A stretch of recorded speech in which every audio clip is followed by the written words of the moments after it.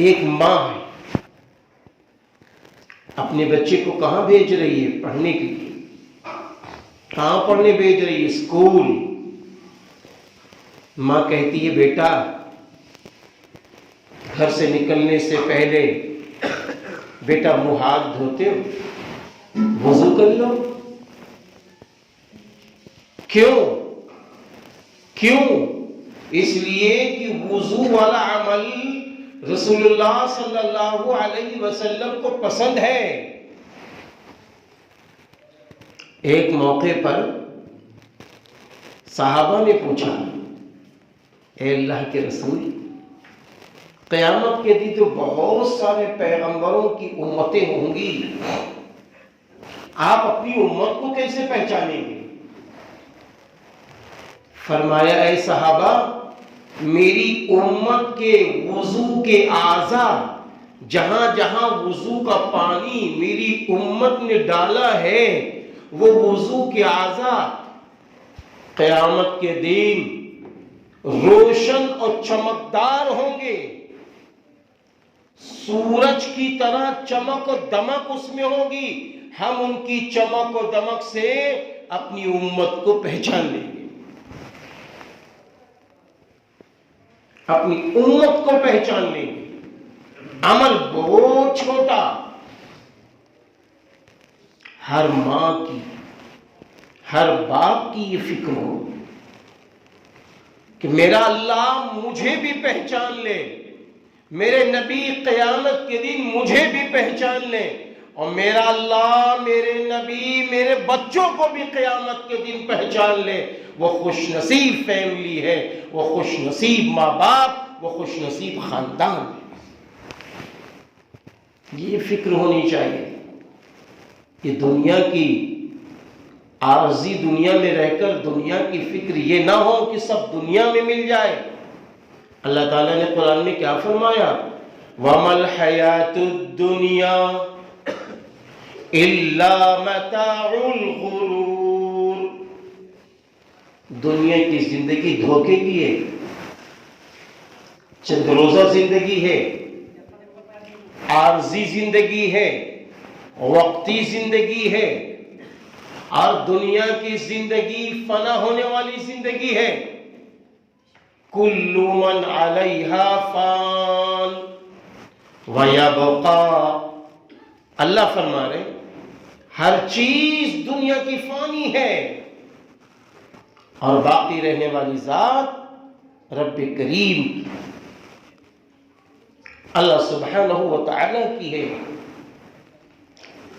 تو ہر ماں، ہر باپ اس فکر میں رہے کہ میرا بچہ دنیا کے اندر ڈاکٹر بھی بنے، انجینئر بھی بنے، پروفیسر بھی بنے، اعلیٰ تعلیم یافتہ بھی بنے، اچھا تاجر بھی بنے، کروڑ پتی بھی بنے، اور دنیا کا چہیتا بھی بنے، لیکن یہ سب بنے تو ایمان کی روشنی میں بنے، اسلام کی روشنی میں بنے، تاکہ اس کی دنیا بھی بن جائے، آخرت بھی بن جائے۔ دنیا بھی بن جائے، آخرت بھی بن جائے۔ آپ کو معلوم ہونا چاہیے، بڑی تعداد میں میری مائیں اور بہنیں بھی ہیں، آپ سب ہیں ماشاءاللہ۔ نکاح ہوتا ہے نا، نکاح کے وقت کلام اللہ کی ایک آیت پڑھی جاتی ہے، جس کو میں نے بھی خطبے کے بعد پڑھا ہے۔ یا ایھا الذین آمنوا اتقوا اللہ حق تقاتہ ولا تموتن الا وانتم مسلمون۔ اے ایمان والو، اللہ سے ڈرو جیسے آپ کی اس سے ڈرنے کا حق ہے، اور تم مت مرنا تو مسلم کی حیثیت سے مرنا۔ تو یہ پڑھا جاتا ہے کہ نہیں پڑھا جاتا ہے؟ اچھا، یہ اس وقت کیوں پڑھا جاتا ہے؟ کیوں پڑھا جاتا ہے؟ اس لیے کہ اس وقت ایک خاندان بننے والا ہے، ایک خاندان عمل میں آنے والا ہے، ایک پریوار عمل میں آنے والا ہے، ایک کنبہ عمل میں آنے والا ہے، ایک لڑکا باپ بننے والا ہے، ایک لڑکی چند ماہ کے بعد ماں بننے والی ہے، اور وہی لڑکی وہی لڑکا چند سالوں کے بعد دادا دادی نانا نانی بننے والا ہے اور بننے والی ہے۔ اور ہم لوگ کیا سمجھتے ہیں؟ شادی کھیل، شادی انجوائے کی چیز ہے، شادی جتنی دنیا کی رسمیں ہیں سب شادی میں زندہ کر لو، جتنی خرافات ہیں سب شادی میں کر لو، معاف کر دینا، جتنی اللہ کی نافرمانیاں ہیں سب شادی میں کر لو۔ دعوت صرف ایک ہے، شادی میں دعوت کتنی ہے؟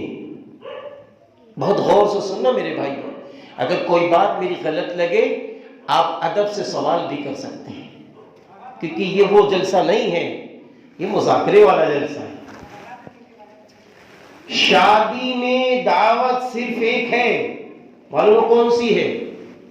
جب دولہا اپنی دلہن کو لے آئے، رات گزار لے، تنہائی پا جائے، تو اب ولیمہ کرے، صرف ایک دعوت ہے، اس کے علاوہ کوئی دعوت ہی نہیں۔ اب کتنی دعوتیں آ گئیں؟